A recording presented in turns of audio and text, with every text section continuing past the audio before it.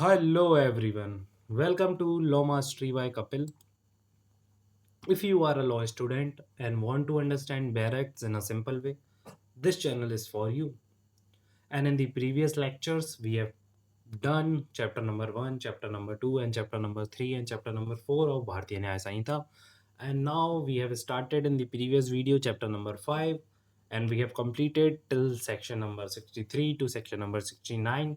And in today's video, we will discuss from section number 70. So let's start without any delay. Section number 70. So section number 70 is a very serious and heinous crime which talks about death penalty and also talks about a gang rape. So what subsection 1 says, let's discuss. Where a woman is raped by one or more person, देखो लिखा हुआ है one or more person के द्वारा, ठीक है, constituting a group या फिर ग्रुप और acting in furtherance of common intention, सबकी कॉमन इंटेंशन है, ठीक है, each of those person shall be deem to have committed the offence of rape shall be punished with rigorous imprisonment for a term which shall not be less than 20 years and which may extend to imprisonment for life, ठीक है, which shall mean imprisonment for the remainder of that person's life plus fine and with fine, मतलब plus fine, ठीक है। अगर कोई gang rape करता है इन furtherance of common intention, each of those person shall be deemed, deemed का मतलब होता है legal friction created by legislature, तो ऐसा माना जाएगा कि उन्होंने ऑफेंस किया है रेप का, ठीक है। और ऐसा नहीं है कि भाई देखो अगर तुम चार लोगों चार में से तीन कमिट कर रहे हैं वो पर्टिकुलर एक्ट और तुम साइड में खड़े हो तो इसका मतलब तुम लाइबिलिटी से बच जाओगे, तो ऐसा बिल्कुल नहीं है। तुम उस गैंग के मेंबर हो तो भाई तुम्हारे ऊपर भी क्रिमिनल लाइबिलिटी होगी और तुम भी ऑफेंस के लिए लाइबल ठहराए जाओगे। तो इसी के साथ हमारा सेक्शन 1 होता है कंप्लीट। अब आते हैं सेक्शन नंबर 2 पे। प्रोवाइडेड इनकी काफ़ी सिंपल है, ये अपन ने ऊपर भी पढ़े हुए हैं कि फाइन विक्टिम को पेड किया जाएगा और फाइन रीजनेबल होना चाहिए, ठीक है। तो अब आते हैं सब सेक्शन 2 पर। सब सेक्शन 2 हमारा कहता है where a women under 18 years of age is raped by one or more person, इधर पे अंडर 18 ईयर्स ऑफ एज है वुमेन, ठीक है, constituting a group acting in furtherance of common intention, each of those persons shall be deemed to have committed the offense of rape shall be punished with imprisonment for life, which shall mean imprisonment for the remainder of that person natural's life and with fine or with death। इधर पे death penalty है क्योंकि women जो है 18 years के below है, ठीक है, तो इधर पे डेथ पेनल्टी है प्लस 20 ईयर्स है I think so, shall be, नहीं इधर 20 ईयर्स नहीं है, शैल be punished with imprisonment for life, direct imprisonment for life है, मिनिमम इम्प्रीजनमेंट फॉर लाइफ है और मैक्सिमम डेथ पेनल्टी है, ठीक है। तो इसी के साथ हमारा सेक्शन नंबर 70 होता है कंप्लीट। तो सेक्शन नंबर 70 के बाद हम आते हैं आगे, ठीक है। तो सेक्शन नंबर 70 हमारा हो गया है कंप्लीट। अब आते हैं सेक्शन नंबर 71 पर। तो ये काफ़ी मतलब ठीक ठाक है, इजी सेक्शंस हैं, ऐसा कोई टफ सेक्शन नहीं है, ठीक है। 71 हमारा बात करता है काफ़ी सिंपल सी कि हूएवर, जो कोई भी हैज़ बीन प्रीवियसली कन्विक्टेड। अब ये जो सेक्शन है ना सिर्फ प्रीवियसली कन्विक्टेड लोगों पर ये अप्लाई होगा जो पहले कन्विक्ट हो चुके हैं, ठीक है, उनके ऊपर अप्लाई नहीं होगा जो फर्स्ट टाइम ऑफेंडर है, ठीक है। और किस चीज़ में प्रीवियसली कन्विक्टेड हो चुके हैं, किस किस किस ऑफेंस में हो चुके हैं, under section 64, under section 65, under section 66, under section 70। इन ऑफेंसेस के अंदर अगर कोई प्रीवियसली कन्विक्टेड है और उसके बाद दोबारा उस चीज़ में कन्विक्ट होता है, सब्सिक्वेंटली कन्विक्टेड मतलब फिर से, of an offence punishable under any of the said section, जितने भी सेक्शंस कहे गए हैं, अगर उनमें दोबारा वो इंसान, वो पर्सन सब्सिक्वेंटली कन्विक्ट होता है तो वो पनिश किया जाएगा imprisonment for life, shall be punished with imprisonment for life, which shall mean imprisonment for the remainder of person's life और with death। इधर पे भी डेथ पेनल्टी है, ठीक है। तो इसी के साथ सेक्शन 71 हमारा काफ़ी इजी था।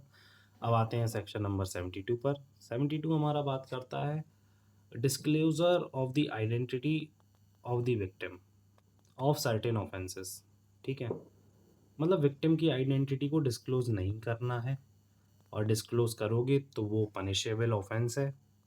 क्योंकि इसमें हमारा आर्टिकल 21 जो है right to life and dignity वो हैम्पर हो जाता है, क्योंकि जो वुमेन हैं या फिर जो ऐसे पीपल हैं जिनके साथ ऐसी कुछ चीज़ें हुई हैं, तो उनकी हमें डिग्निटी मेंटेन करके चलना है, तो हम उनकी आइडेंटिटी कभी भी डिस्क्लोज़ नहीं करेंगे, ठीक है?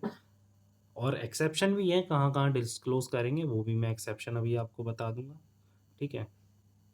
तो whoever prints or publishes name any matter which may make known the identity of any person against whom an offense under section 64, 64, 65, 66, 67, 68, 69, 70, 71, अगर इन सारे सेक्शंस में कोई भी ऑफेंस कमिट हुआ है और उस ऑफेंस का वो विक्टिम है, तो उसकी आइडेंटिटी हमें रिवील नहीं करनी है।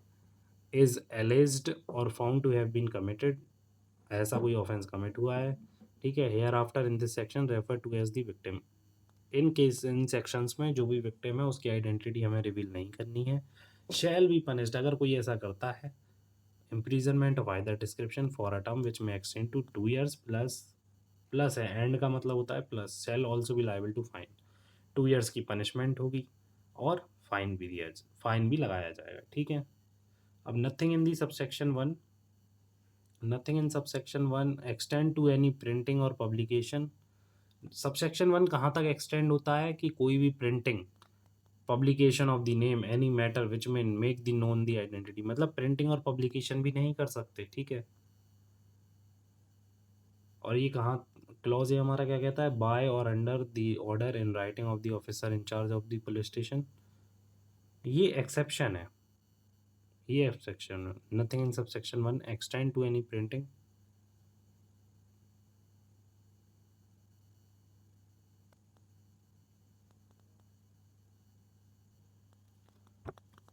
तो वही अभी आपने पढ़ा कि सबसेक्शन 1 तो ठीक है, हो गया कंप्लीट हमारा, नॉर्मल सी बात करता है।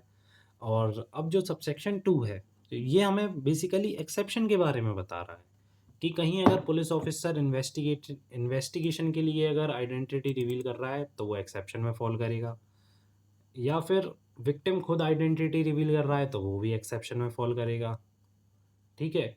और if victim is dead, a child or unsound mind, तो next kin of victim what they can only authorize a chairman secretary of a recognized welfare organization।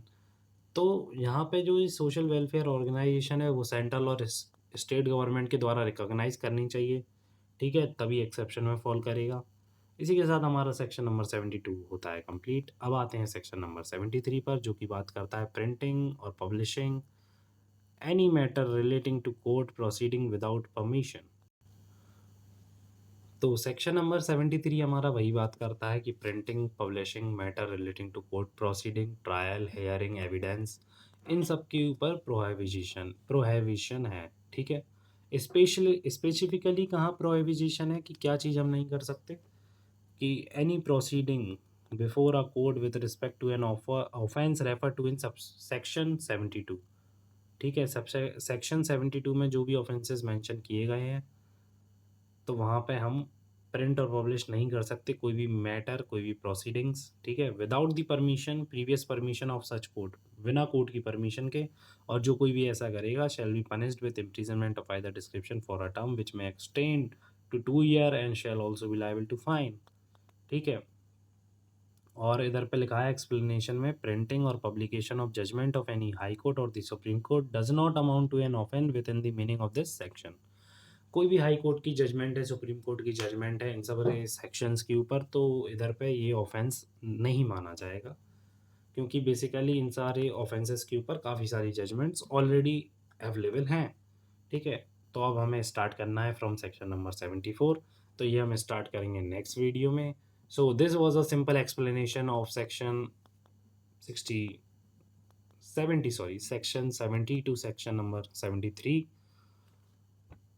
If you found this video helpful, don't forget to like the video and subscribe to our channel. Comment below which topic you want next and I will make a video on that. Thank you for watching। मिलते हैं आपसे एक और मज़ेदार video में, ठीक है।